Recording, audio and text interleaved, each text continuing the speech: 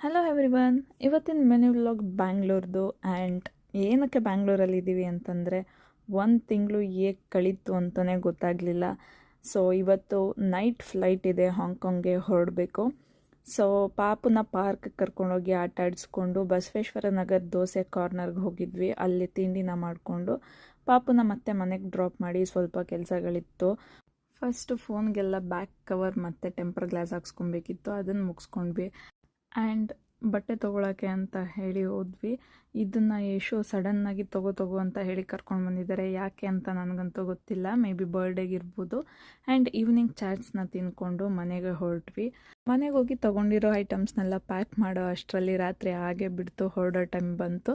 ಊಟನ ಮಾಡಿಕೊಂಡು ಹೊರಟ್ವಿ. ನಮಗೆ ಫ್ಲೈಟ್ ಇದ್ದಿದ್ದು 1:20ಗೆ.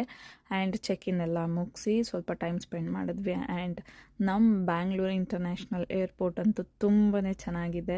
ಒಂದೊಂದು ಸಲ ಹೋದಾಗ್ಲೂ ಹೊಸದಾಗಿ ನೋಡ್ತಾ ಇದ್ದೀವಿ ಅಂತ ಫೀಲ್ ಆಗ್ತಾಯಿದೆ. ಸೊ ಇದಿಷ್ಟು ಇವತ್ತಿನ mini vlog. Thank you so much for watching.